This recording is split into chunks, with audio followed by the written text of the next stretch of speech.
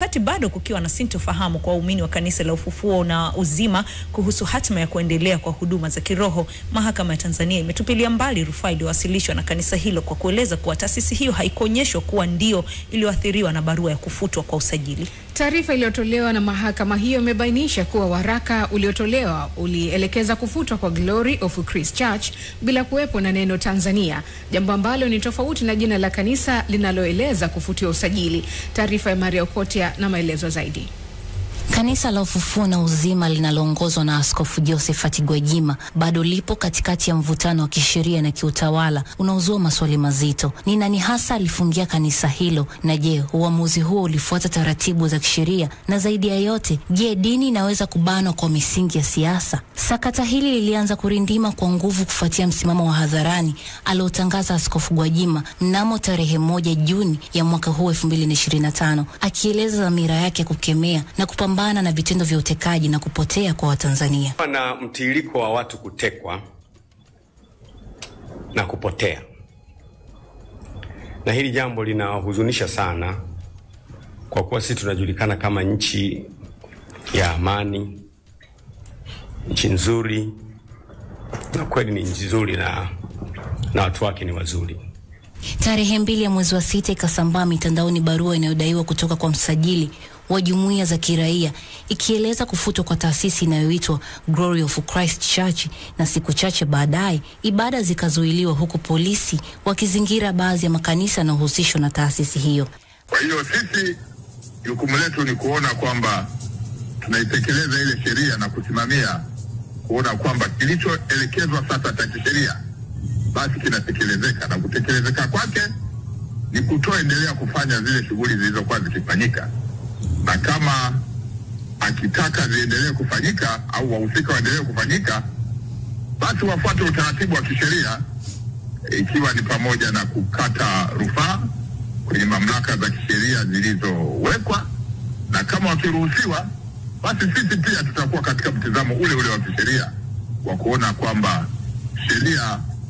Msajili wa jumuiya za kiraia Emmanuel Kihampa alithibitisha waraka huo kwa kufuta usajili uliotolewa kutokana na kile kilichoelezwa kuwa ni mahubiri yenye mwelekeo wa kisiasa yanayoweza kuchochea chuki dhidi ya serikali. Hata hivyo, maelezo hayo yalizua utata zaidi, hasa kutokana na sintofahamu kuhusu jina kamili la taasisi iliyoathiriwa. Zungumza bungeni, haitakiwa naye akamjibu bungeni. Usitumie madhabahu. Waislamu wakitumia madhabahu zao kusemana, na sisi tutumia madhabahu zetu kusemana, nchi itakuwa salama kweli?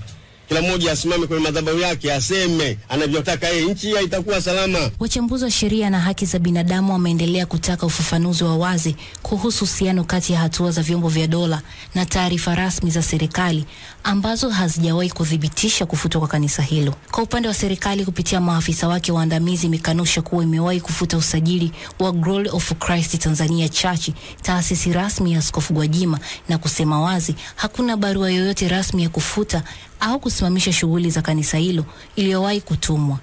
Katika juhudi za kutafuta ulinzi wa kisheria, Glory of Christ Tanzania Church iliwasilisha shauri mahakamani kupinga hatua ya vyombo vya dola kuzuiwa kuendesha ibada. Pingamizi hilo lilitupiliwa mbali na mahakama kwa msingi kuwa taasisi hiyo haikuonyeshwa kuwa ndio iliyoathiriwa na barua ya kufuta usajili, kwani waraka huo ulielekeza kufutwa kwa Glory of Christ Church, jina lisilo na neno Tanzania. Tofauti hiyo majina imezua sintofahamu zaidi, ikiwemo maswali kuhusu uhalali wa kisheria wa hatua zilizochukuliwa dhidi ya kanisa ambalo halikutajwa moja kwa moja katika barua ya msajili. Kesi hii inaacha maswali kuhusu nafasi ya dini katika jamii ya kidemokrasia. Je, viongozi wa dini wana nafasi gani ya kuzungumzia masuala ya kijamii na kisiasa bila kuzuiwa, au mamlaka za dola zinaweza kuingilia imani kwa misingi ya usalama na sheria? Kwa waumini wa Glory of Christ Tanzania Church, hili si swala la jina tu, bali ni swala la msingi huru wa kuabudu unalindwa vipi katika mazingira yenye siasa zenye mvuto. Maria Okotia, Castro Kikeke, Crown Media.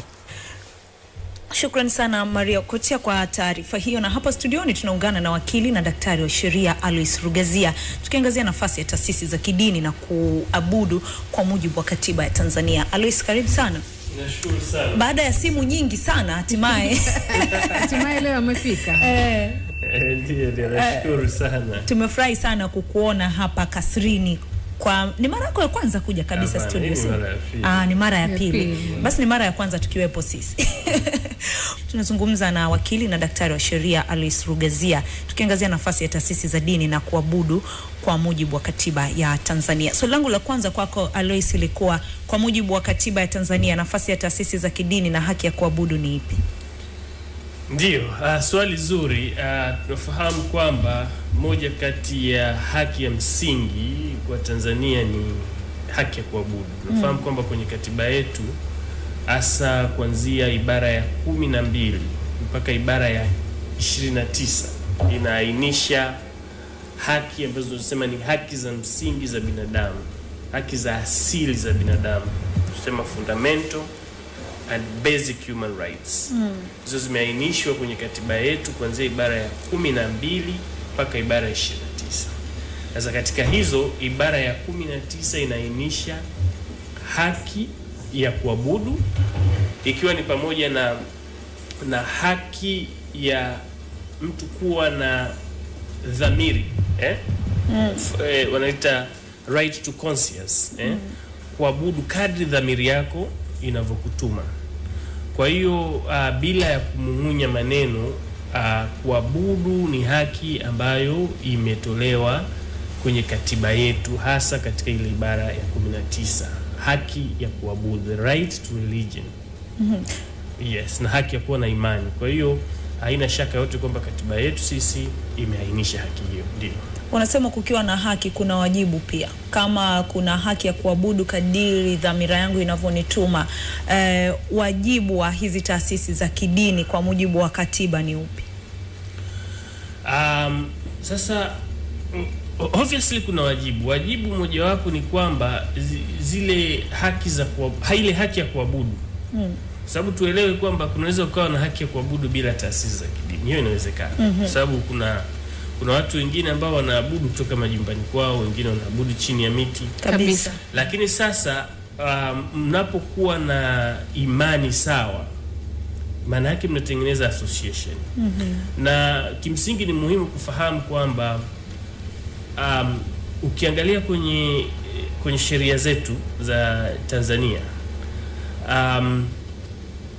hakuna na hili ni jambo ambalo watu wanaweza wakalimis, na mimi sizungumzi kuhusu context ya kisiasa, nazungumza kuhusu sheria. Hakuna mahala pote ndani ya sheria zetu ambapo makanisa au misikiti inasajiliwa.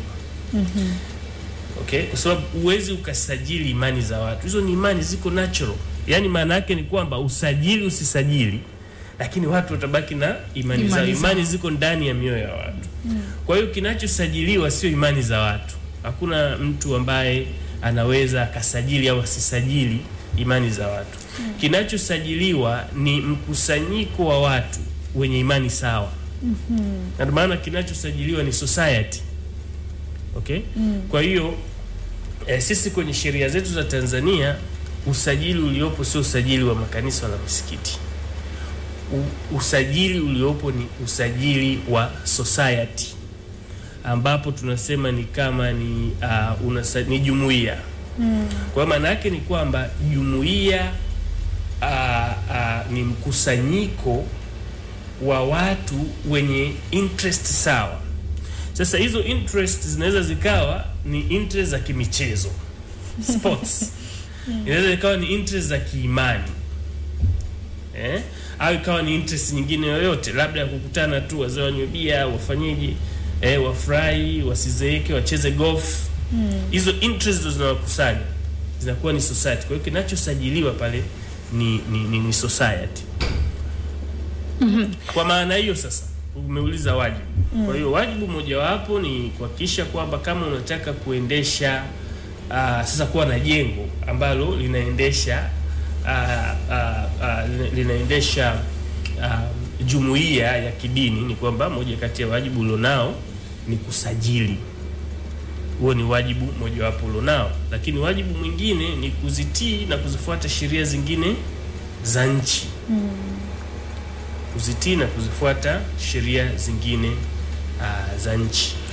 Kwa maana hiyo, kwa kifupi, Alois, unatambia kwamba katika usajili wa hii mikusanyiko ya watu ambayo kwa namna yote, kimichezo, kiibada, kivyovyote vingine vile, hakuna sheria ambazo zinalinda ama kuongoza kwamba unapokuwa umesajili kitu chenye mkusanyiko wa watu unapaswa kufuata hatua 1, 2, 3 tofauti na sheria zetu za nchi. Hiyo ipo. Kwa hiyo ndio maana nikasema kwamba kilichopo pale ni kwamba hizi ni society. Kama nilivyosema, hivi vilabu vya mpira, vilabu vya aina yote vinasajiliwa kama society. Dini inasajiliwa kama society. So nachojaribu kusema ni kwamba na hiyo Society Act imetoa conditions ambazo inapaswa zifuatwe kwa ili jumuiya iweze kuendelea kuwepo. Kwa hiyo kwa maana hiyo kwamba kwenye hizi jumuiya zote kwa ujumla wake ni kwamba yako mambo ambayo yakifanywa yanaweza yakawa ni jinai. Lakini vile vile Alois, sogea kwenye mic hapo. Yako mambo ambayo vile vile yakifanywa kwenye sheria ya Societies Act imeainisha mambo ambayo yakifanywa vile vile yanaweza yakampa mamlaka rais kuweza kuifunga society husika. Sasa whether hiyo society ni ya kidini au hiyo society ni ya kimichezo au kadhalika, lakini tuelewe vile vile kwamba kwa maana ile kwamba sisi tuna nchi yetu hii ni nchi ya utawala wa sheria. Kwa maana hiyo ni kwamba hayo mamlaka ya kuweza kufungia chombo ni lazima vile vile yafuate hiyo sheria. Tuachane na katiba. Hiyo sheria lazima yafuate sheria, na sheria hizo lazima ziwe kuna sheria za kimienendo, lakini vile vile kuna zile sheria ambazo tunaita substantive laws. Kwa hiyo substantive law in the circumstance tunazungumzia kwa mfano Societies Act, sheria za jumuiya hipo. Lakini vile vile kuna sheria za udhamini, nafikiri ni Trusteeship Act or something like that, Incorporation of Trust Act, something like that, ambayo ni sheria ambayo inaendesha namna ambavyo udhamini, yani trust ni kwamba ni kwamba unapoanzisha society tuna presuppose, tunachukulia kwamba kuna watu fulani ambao kuna uongozi fulani ambao unashika dhamana kwa ajili ya wale wengine. Ile ni trust. Kwa ile trust itasajiliwa chini ya sheria za udhamini. Alafu ukishasajili chini ya sheria za udhamini, wale wadhamini sasa watakuja kusajili society kwa niaba ya wengine. Katika mazingira yenye mvutano wa kisiasa, uhuru wa kuabudu unalindwa vipi? Uhuru wa kuabudu unalindwa kwa utashi. Unalindwa kwanza na sheria yenyewe, lakini unalindwa kwa utashi na vile vile kwa kila mwanajamii kukumbuka ile spirit, roho ya katiba yetu. Ni muhimu kufahamu kwamba kama nilivyotangulia kusema awali kwamba haki zote ambazo zimeainishwa kutoka kwenye ibara ya 12 mpaka ya 29 ukiziangalia kwanza ni universal by nature. Ziko dunia nzima. Zile haki ikiwa ni pamoja na kuabudu, haihitaji mtu yoyote kukupa kibali ya kuzi-exercise. Ni natural tu. Hata ukiwa chumbani kwako unaweza kufanya ibada. Ukiangalia hizo haki zote, haki ya kuishi hauhitaji mtu akupe permission ili uweze kuishi. Naturally tu utajikuta kwamba unaishi. Hauhitaji mtu akupe ruhusa ili uweze kuzungumza. Mpanua mdomo tunaweza kuzungumza. Lakini hizi haki zote sasa zina ukomo ambao umewekwa kisheria. Kwa kitu muhimu umeuliza kwamba namna gani zinalindwa, sheria imeregulate, imeelezea kwamba wakati gani, ni kwa kipimo gani ambavyo hiyo haki inaweza ikathibitiwa. Kwa mfano ukiangalia, labda nisome sheria yenyewe, kuna section moja ambayo ili catch attention yangu, nafikiri ni section 8. Angalia section kifungu cha 8 cha sheria za jumuiya. Unaona, president may declare a society unlawful. Rais anaweza declare society yoyote iliyosajiliwa, ni ya kimpira hiyo, anaweza declare unlawful. Lakini sasa imeweka vigezo. Kwa mfano wamesema hapa is being, kama itakuwa inatumika for the purpose prejudicial or incompatible with the maintenance of peace. Kwa hiyo kama jumuiya hiyo itakuwa inatumiwa katika kuleta hali ambayo inaweza kaondoa amani au hatari fulani kwenye jamii na kadhalika na kadhalika. Hiyo ni kifungu cha 8. Tunarudi kwako baada ya sekunde chache. Asante.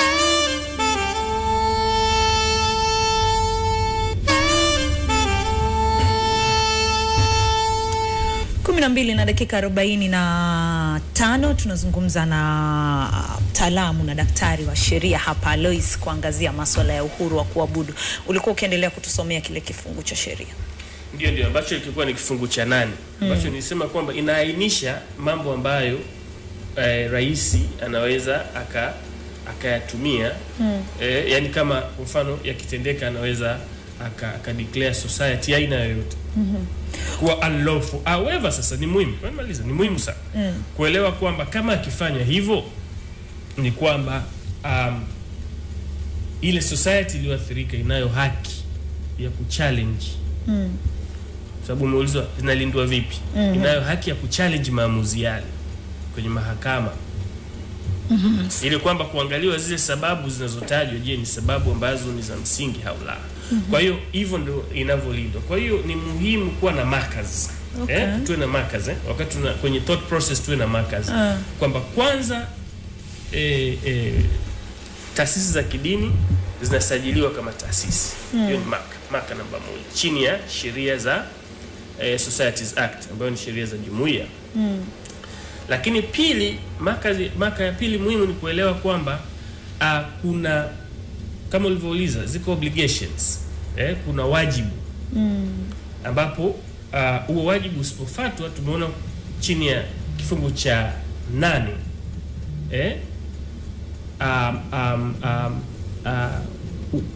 taasisi inaweza kuchukuliwa hatua, lakini kuna vifungu vingine. Lakini marka ya 3 ni kwamba mamlaka hizo zote ni lazima ziwe exercised, ni lazima zichukuliwe kwa kuzingatia sheria. Lakini vile vile ni kwamba waathirika wanayo haki ya kuchallenge maamuzi haya na yaliyofanywa na mtu yoyote wa ngazi yoyote kwenye mahakama. Lakini na maka nyingine tunapokuja sasa kwenye ile haki yenyewe ya kuabudu, yani right to religion, right to thoughts. Hiyo haki ni haki ya msingi na haiwezi, ile ya kuabudu, ile ya kusajili, yani ile jumuiya inaweza ukaikompa, lakini ile ya watu wenyewe ambayo iko ndani ya nafsi, hiyo imekuwa provided freely ndani ya katiba. Sawa, Alois, hili jambo linaleta mkanganyiko mkubwa sana, na uzuri tumekupata wewe, moja kati ya wanasheria ambao umebobea vizuri katika taaluma hii. Umetuambia vizuri kuhusiana na usajili wa mikusanyiko ya watu kwa namna hiyo. Kwa mfano mtu amesajili yeye mkusanyiko wake ni masuala ya michezo, lakini katika michezo hiyo badala ya kuhamasisha watu michezo anajikuta anahamasisha suala la dini. Je, yuko ndani ya sheria ama nje ya sheria? Sasa unajua ni muhimu sana wakati mwingine, mimi ningependa ile swali liwe la moja kwa moja. Ni muhimu sana kulitizama hivi kwamba kama nilivyosema, mwisho wa siku usahihi, jambo kuwa sahihi au kutokuwa sahihi, sheria yenyewe inaeleza kwamba ni kitu gani ambacho kipo sahihi na ni kitu gani ambacho hakipo sahihi. Kwa sababu changamoto hilo swali ni kwamba tunaishi kwenye, yani jamii yetu inategemeana, interconnected kabisa. Tunaishi kwenye jamii ambayo iko interconnected. Sawa, kwa sababu kwa mfano daktari lazima amuongelee driver, kwa sababu ili afike kazini inabidi apande gari. Kwa hiyo tunaishi kwenye jamii ambayo iko connected. Na huyu mtu ambaye yuko kwenye mchezo naye anaenda kanisani. Kwa hiyo uwezo kaambia huyo wa michezo asizungumzie kuhusu kanisa au msikiti, kwa sababu inawezekana sadaka zake hazitumiki vizuri. Sasa labda Alois, tuangalie kwenye swala zima la siasa, hasa kwa kwenye hii issue ya Gwajima. Mstari gani unachorwa kati ya dini na siasa? Kwa kusema ukweli, hilo ni swali gumu. Mimi ninachofahamu ni kwamba siasa, kama unavyosema, siasa ni maisha. Ninachoweza kukisema ni kwamba kwa jambo lolote unalozungumzia, iwe unazungumzia mpira, uwe unazungumzia dini, uwe unazungumzia jambo lolote unataka kulizungumzia, unataka kuzungumzia ndoa, unataka kuzungumzia afya, kwa sababu nafahamu kwenye misikiti na kanisa watu wanazungumzia afya. Asiweze kusema msizungumzie afya, hiyo sehemu ya madaktari. Unaelewa? Issue muhimu hapa ni kwamba, je, unachokizungumza kitapelekea kuwepo na amani au amani kutoweka? Ukiangalia hiyo section 8 ndio ninachozungumza. Kwa hiyo sasa nani ambaye ana uwezo wa kusema hichi kinachozungumzwa kinaweza kuhatarisha amani? Ni mamlaka husika. Lakini wanaposema hivyo, kwa sababu wao ndio wana utaalamu wa mambo ya amani na ulinzi. Sasa wakisema hivyo, huyu aloambiwa akiona hajaridhika ataenda mahakamani. Mahakama sasa itatoa tafsiri whether hicho kilichozungumzwa kinagusa amani au hakigusi amani. Lakini kitu ambacho pengine mimi ningeweza kufikiria kwamba issue za dini, yani ukisema kwamba masuala yanayohusiana na imani na dini na watu wanavyozungumza, sababu hili jambo liliwahi kutokea huko nyuma, na nitatoa mfano. Ilikuwa ni kesi maarufu na nafikiri iko reported kufanywa na Mheshimiwa Samata huko nyuma. Nitakuelezea muktadha wake, utaona kwamba ni vigumu sana unaposhawishika kuanza kuingia ndani ya content ya kwamba imani iweje. Ukiingia ndani ya content unnecessarily, kama haihusiani na amani, haihusiani na hayo mambo yaliyoainishwa kwenye section 8, unapoingia huko, kwa upande wangu mimi unaweza ukapotea. Kwa sababu kwangu mimi ninavyoona sisi binadamu tulivyoumbika ni kwamba dini ya mwenzako au imani ya mwenzako kuna namna ambavyo ina make sense kwako, yani inaleta maana, na kuna namna ambavyo haileti maana, si ndio hivyo? Ndio. Na ndio maana sababu ya kwake huyo haileti maana, ndio maana unaamua wewe kwenda kwenye dini nyingine. Kwa hiyo issue muhimu hapa ni kwamba ili utengeneze jamii iliyoshikamana, ni lazima umove kwa principles. Yani natakiwa umove kwa misingi, kwa kanuni. Usimove kwa kutaka kustipulate kwamba nini imani sahihi, nini sio sahihi. Utapotea, lazima utapotea. Lazima utapotea. Kwa sababu hata Kristo mwenyewe na mitume walishindwa kufanya hivyo. Kwa hiyo wewe unachoangalia una move kwa principle. Na principle iliyopo ambayo ilifanywa kwenye kesi moja maarufu. Kwa sababu kuna kwenye penal code, kwenye sheria za jinai, kuna kifungu kimoja kinasema kwamba ni kosa la jinai kutweza au kuongelea vibaya imani ya mwenzako. Sasa kuna mhubiri mmoja wa imani nyingine akisema bwana Yesu sio Mungu, akashtakiwa. Sasa alivyoshtakiwa, sasa issue inakuja, ili yeye aweze kuexpress imani yake ni lazima aseme Yesu sio Mungu. Yani sasa utamkatail vipi? Utasemaje ametweza dini ya mwingine kwa kusema Yesu sio Mungu? Kwa hiyo ndo nayakumbuka maneno ya Samata, akasema kwamba ili tujenge jamii stahimilivu ni lazima tukumbuke kwamba hata pale ambapo ukubaliani kifikra na mwenzako, lakini una wajibu wa kulinda haki yake ya kuzieleza fikra zake. Sawa, na hiyo ilitoka kwa Voltaire kule, alisema I don't agree with you profoundly, but I will respect and protect your right to your opinion. Kwa hiyo ninachojaribu kusema ambao ni message muhimu hapa ni kwamba tusiingie kwenye jamii yetu, hatupasi kuingia kwenye mtego wa kuanza kwenda kwenye content. Kwenye content ya kwamba Wahindu wanaamini nini. Kwa sababu ukija ukaangalia kwamba Wahindu wanafanyaje pale, unaweza ukaona kwani sasa, lakini wewe heshimu. Wao wanasemaje? Heshimu. Huyu anasemaje? Heshimu. Sasa hiyo ni wajibu ambao tunao wote kwenye jamii. viongozi na wananchi. Sasa hapo kwenye content, Alois, ndo penyewe, kwa sababu ukianza kwenye content kuna hilo swala la kuamini, kuna swala la kuabudu, lakini kuna kile kipengele nyeti cha mahubiri ama mawaidha, ambapo pale sasa sio swala la kuamini, ni kwamba unamsikiliza kama ni mchungaji, kama ni shehe, kama ni padre anasema nini. Na ukiangalia kama kwenye hili swala la Gwajima ni kwamba mahubiri yake, matamshi ya mahubiri yake pia ni kama yalikuwa ya uchonganishi ama yanaingilia masuala ya kisiasa. Ndio maana hapo sasa mstari wa mahubiri ya kisiasa na ya kidini unachorwa wapi? Sasa labda nikueleze. Mimi siwezi nikasema kwamba Gwajima maneno yake alikuwa kichonganishi au la. Siwezi nikasema hivyo. Nachoweza kusema ni kwamba whether alikuwa ya kichonganishi au hayakuwa ya kichonganishi, sisi ukiangalia kwenye hizi sheria za kitaasisi hawasajili mtu, wanachisajili kikundi cha watu.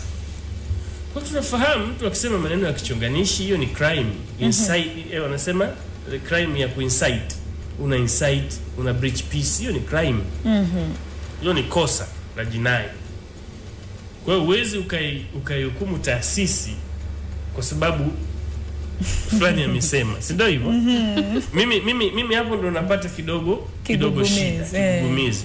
Lakini mimi sitaki kwenda for some reason, yani intellect yangu na kusoma kwangu kote sijapata akili za kutosha za kuweza kuona kwamba alichokizungumza huyo mnayemsema kilikuwa sahihi au sio sahihi. Sijafikia kiwango hicho. Lakini tu ninachoweza kusema ni kwamba whether alizungumza kitu ambacho sio sahihi au alizungumza kitu sahihi, mwisho wa siku alipaswa, kwa mawazo yangu ni kwamba alipaswa kuwajibishwa yeye binafsi, unless sasa, kwa sababu pia kuna Societies Act, unless sasa ionyeshwe kwamba alikuwa hajafua ile taasisi yake, sasa sio taasisi yake, alikuwa haijafuata vigezo vya kuweza kusajiliwa kama taasisi. Nimependa hiyo, Alois, na ndio sasa mkanganyiko uliopo leo. Mahakama inasema kwamba kanisa lililofungwa halina hiyo Tanzania, kama kuna utofauti wa majina. Kwa hiyo sasa kisheria hii ina maana kwamba waumini wa lile kanisa waendelee na shughuli zao. Sasa hilo ndio jambo lingine. Nimesoma hiyo judgment, nafikiri watu wengi sasa, kwa nini mloko kwenye hizi taasisi za habari, nafikiri mna misinterpret, hamjaipatia vizuri ile hukumu. Ndio maana tumekuita mwanasheria. Ili utuweke. Ndio maana tumekuita mwanasheria, maana yake sisi kweli hatujui, hatujasoma sheria. Ile ni hukumu ndogo. Labda nikueleze content yake. Ile inaonekana kwamba kwa jinsi nilivyoisoma facts zake, inaonekana kwamba kuna mtu, inawezekana ni taasisi, wakili wa taasisi ameleta shauri kwa ajili ya kujaribu kuzuia yale maamuzi ya kubatilisha au kutengua au kubatilisha shughuli za hilo kanisa. Hiyo ndo facts. Kwa hiyo alivyoleta yale maombi hata hajasikilizwa, to the best of my knowledge ni kama hajasikilizwa, kwa sababu kilichotokea pale kwamba wale wali raise PO, yani wame raise mapingamizi ya awali upande wa state, waendesha mashtaka upande wa jamhuri waka raise PO, pingamizi la awali kwa mujibu wa maamuzi hayo, ambapo ile pingamizi wali raise wanasema kwamba ile taasisi iliyosimamishwa na taasisi ambayo imekuja kulalamika majina ni tofauti. Kwa maana hiyo wakasema mahakama haina mamlaka ya kusikiza ile shauri. Hiyo ni argument ya state. Ni argument tu. Yaani mahakama yenyewe haijazungumza, kabisa inazungumza nini. Kwa hiyo mahakama ilichokisema sasa, ikasema kwamba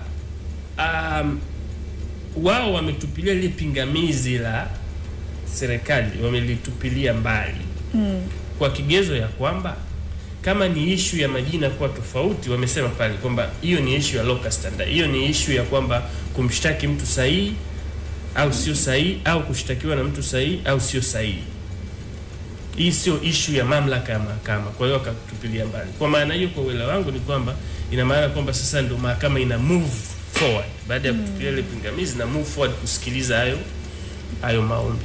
Sasa hayo maombi yenyewe ndio tunasema kwamba hatuwezi tukayazungumzia kwa sasa hivi kwa sababu bado yanaendelea mahakama. Lakini nafikiri na it is very important. Ndio maana mwanzo nilikuwa nakuuliza maswali. Mahakama imesema, mahakama haijasema ni muhimu sana tuipate right, na hata kwa nyinyi mnao report vizuri.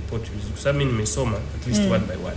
Kwa hiyo sema sasa pengine labda kinacholeta confusion ndio sasa kuhusu the pragmatic world, yani dunia ambayo tunaishi na dunia ya sheria.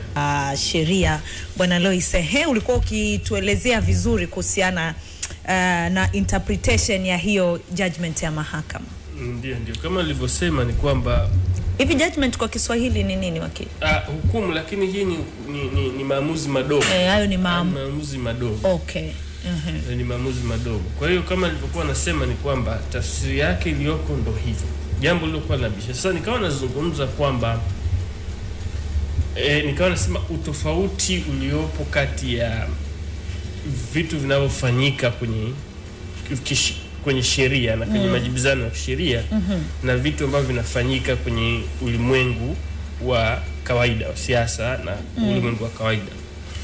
Kwamba ukiangalia arguments sasa wanazokuja nazo upande wa jamhuri kwenye ile state, nafikiri arguments ni muhimu kusema arguments. Sio mahakama. Arguments zao ndo nafikiri zimeleta hiyo sintofahamu kwamba kama unasema kwamba huyu ni tofauti, wakati inaweza kaleta mambo mengi ambayo mimi sidhani kama ndo topic yetu leo. Yes, kwamba okay, kwa mfano sasa kama ni taasisi tofauti lakini kule pamefungwa na watu wapo kule, sasa wale ni trespassers. Sasa ina maana kwamba unasema hawakuenda kwenye sehemu sahihi. Kwa hiyo hizi arguments za upande wa state, lakini sasa mwisho wa siku hizo arguments zenyewe hazikupata mimi naona kwamba mwisho wa siku hazikupata mibaraka ya mahakama. Lakini kama zingepata mibaraka ya mahakama ingekuwa na counterintuitive effect in my view. Yani ingekuwa na matokeo kama hayo ambayo mlikuwa mkiadhania kwamba okay, kwa hiyo kumbe tunasema kwamba sio kule ni kwingine. Lakini nafikiri kama ilichokizungumza ni kwamba hii ni issue ya locus standi, sio issue ya jurisdiction. Kwa hiyo yani maana yake ni kwamba tunazungumzia issue ya whether anaishtaki ni right party, ni mtu sahihi ambaye alipaswa kushtaki au la, lakini sio issue ya jurisdiction. Kwa hiyo mahakama ilishia pale, at least kwa maamuzi hayo ambayo mlikuwa mkizungumza. Sasa sijafahamu kama kuna maamuzi mengine yalifuatia baada ya pale, lakini sidhani bado. Ndio. Kwa maana hiyo waumini natakiwa waendelee kusubiri. Sasa siwezi nikalizungumzia hilo, lakini nafahamu kwamba wale walioenda mahakamani walienda mahakamani kwa sababu tayari waumini wao wanasubiri. Kwa maana hiyo ni kwamba na maana kwamba majibu sasa watayapata mahakamani huko. Na majibu bado hawana. Hilo lilozungumzwa ni mambo ya wanaisa ni mambo ya awali, preliminary issues. Kwa hiyo ilikuwa ni mambo ya awali. Lakini kama ambavyo nimesema, mimi ukiniuliza personal opinion, nilikuwa nafikiri kwamba connection ambayo mtu yuko na Mungu wake haipaswi kusubiri hata dakika moja. Lakini kwa yule sasa ambaye ni mlengwa, sio ambaye anaonekana kwamba ni shida, nilikuwa nafikiri kwamba huyo angepaswa kuwa identified yeye kama yeye, lakini isiguse wale wengine ambao wao wanajiainisha kwa Mungu kupitia hiyo imani ambayo wamejitengenezea. Hiyo imani yao lazima iko centered around tafsiri yao ya tofauti na kadhalika ndio imewaleta pamoja. Kama nilivyosema kwamba kama hawakufuata zile taratibu za kujisajili kama jumuiya, basi hiyo itakuwa ni swala ambalo sasa haliwezi likazuilika kwamba kama hauna usajili sawa sawa, na maana kwamba hauna utambulisho. Sasa kwa hiyo maana nikasema naamini kwamba there is a certain level, kuna level fulani ambayo mwisho wa siku sisi tutakuwa tunakosa taarifa. Kizuri wa mahakama ni kwamba inaweka watu katika position ya kwamba zile taarifa zote ambazo zitasaidia kuweza kupata maamuzi fulani lazima zitapatikana. Wakili, ulituambia vizuri mara ya kwanza kwamba tunaishi kwenye jamii ambayo ina muingiliano. Taasisi moja inaweza kuingiliana na taasisi nyingine. Kuna sheria yoyote hapa nchini kwetu, ama iwe labda hiyo ya usajili wa jumuiya na mataasisi na vitu vingine, ambayo labda inakataza muingiliano ama mahubiri kati ya kisiasa na dini? Kwa mfano ukiangalia kama sisi waandishi wa habari, unaambiwa kwamba hutakiwi kuwa affiliated labda na chama chochote cha kisiasa, manake kwa namna moja ama nyingine unaweza kukipendelea chama kingine, yani unatakiwa kuwa fair. Sasa kwenye swala zima la dini na siasa, sheria zetu zinasemaje? Sasa na mimi najua ndio unani interview, lakini nitakuuliza, unajua changamoto tulionayo sasa hivi hapa ni kwamba, kwa mfano nafikiri tunajaribu sana kuzungumzia ili sakata la kanisa la Ufufuo na Uzima. Lakini mimi nafikiri tuliona wote ile public notice ya kulifungia ile kanisa. Sidhani kama walisema ni kwa sababu wamezungumza siasa. Kwa hiyo na sidhani kwamba kuna sheria, kwa kusoma kwangu kwenye sheria sijaona sehemu yote wamesema usizungumze siasa. Kama nilivyosema, nimesema kwamba kwenye sheria imesema kwamba haupaswi kufanya shughuli zozote zitakazovunja amani. Sababu siasa haivunji amani, siasa ni kitu kizuri. Siasa, lengo la siasa si kuvunja amani, ni kuimprove. Yani ni kufanya maisha ya watu yaweze kuja juu. Na tukirudi kwenye historia, imani ndio ilizaa siasa. Kwa sababu zamani tunajua tulikuwa na jamii za kipagani, baadaye through the Roman Empire wakachanganya. Siasa ilikuwa inafanywa na dini, ilikuwa inafanywa na from the Roman Empire inakuwa dictated. Lakini kwenye nchi zingine hizo wanaziita ni secular states. Tunazijua secular states. Wanafanya dini na wanaishi. Kwa hiyo siasa na dini ni kwamba ni just two different branches. Tunasema kwamba whether unafanya dini au siasa, kuna limits ambazo zimewekwa. Siwe inavunja amani, siwe inahatarisha usalama wa taifa na kadhalika na kadhalika. Section 8. Mimi nasema tusome kifungu cha 8 cha sheria za jumuiya. Lakini sasa na ni muhimu tuzingatie kwamba hakuna sehemu yote ni guesswork. Hakuna sehemu yote ambayo wote hatujui. Mimi binafsi sifahamu kwamba chanzo hasa cha kanisa hilo kufungiwa ni nini, kwa sababu barua isemi kwamba ni siasa. Sijaona mimi kwenye barua kama wamesema kama ni siasa. Au nyinyi mmeona? Nasema tauliza nyinyi. Haijasema ni siasa, lakini mahubiri yanayo chonganisha kati ya serikali na wananchi. Haijasema moja kwa moja kwamba ni siasa, lakini watu wengi wanalinganisha kwamba Gwajima ni mbunge, lakini pia ana taasisi hiyo ya kidini kama kiongozi. Sasa swali jingine sasa. Ubunge aliupataje? Si aligombea? Kama siasa ni kosa. Na maana kwamba wanasiasa ndio walimuinvite.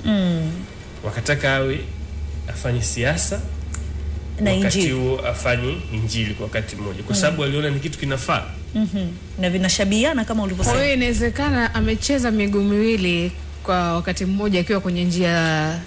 Kwa mwanzo wangu inawezekana amecheza. Manake kwenye siasa yumo na kwenye dini yumo. Yes, sasa kwa sababu kwa maana hiyo ni kwamba kama ingekuwa ni kitu ambacho ni illegal pase, yani siasa yenyewe ni illegal, ina maana kwamba at first place asingeruhusiwa kuingia huko kwenye siasa. Kwa hiyo nafikiri kufanya siasa kama nilivyosema, in the look of things, tukiangalia vitu, kufanya siasa na dini wala haikatazwi, na ndio maana alikuwa mbunge na akakubaliwa, na wanajua kwamba na walikuwa wanamuita pale. Na sio yeye tu, wapo watu wengi. Sasa issue iliyopo, ndio maana nikasema tuangalie vizuri kwamba issue ni nini. Section 8 narudi pale pale kwenye kifungu cha 8 kinazungumza jumuiya inaweza ikafungwa au ikawa terminated kwenye vitu gani. Nimeelezea, narudia kusema tena, pale ambapo inaweza ikapelekea uvunjifu wa amani. Na vitu vingine ambavyo vimeainishwa kwenye hiyo section 8 pamoja na vifungu vingine. Sasa issue hapa ni kuangalia, je, kulikuwa na hizo element kwenye mazungumzo, lakini sio siasa kwa ujumla, kwa sababu kama tunavyosema ni kwamba tunaona kwamba hivi vitu vinashabiana. Tunaona wanasiasa wako bungeni na vile vile tunaona wabunge wako kwenye makanisa. Kwa hiyo sidhani kama hilo ni shida pasi. Nafikiri kwamba shida iliyopo ni kwamba pengine yani the problem is more subjective other than objective, kwamba ni kitu fulani ambacho kipo a bit subjective. Tunachokizungumza, kwa sababu tusisahau kwamba topic yetu ya leo ni haki ya kuabudu. Topic yetu ya leo sio Mzee Gwajima. ni haki ya kuabudu. Kwa hiyo tunachozungumza ni kwamba wale watu ambao wamesajiliwa chini ya ile jumuiya, imani yao kwa mkusanyiko wa imani yao, ni kwamba wanaachwa wapi na haya mambo mengine. Nafikiri hilo ndio jambo ambalo ni la kuliangalia upya kwa mawazo yangu. Kwa hiyo sasa, kama saizi kanisa taasisi imefungwa, hao waumini manake haki yao ya kuabudu inakuwa vipi? Manake wako free kwenda labda sehemu nyingine? Manake baadhi niliona hata wanafanya maombi nje ya kanisa pale. Ndio nasema haya ni mambo ambayo yanapaswa kuangaliwa kwa utashi na busara vile vile. Aloysius, asante sana. Mimi nitaka utufafanulie hapo kwenye mstari kati ya dini na siasa, kwa sababu nimeona maoni ya baadhi ya watu wanasema kwamba bwana mchungaji, ukiwa kanisani fanya injili, usihubiri siasa na nini. Kwa hiyo hapo kwenye swala zima la uelewa na wengine hata uelewa wa jamii, unajua tunatofautiana. Wengine wanadhani labda kanisa limefungwa kwa sababu ya siasa na vitu kama hivyo, lakini nashukuru sana, umetuelezea vizuri sana na umefafanua kwa uzuri. Tunakushukuru sana. Naamini utajumuika nasi siku nyingine, sio kwa simu lakini utakuja hapa. Crown Media. Hapa ni nyumbani.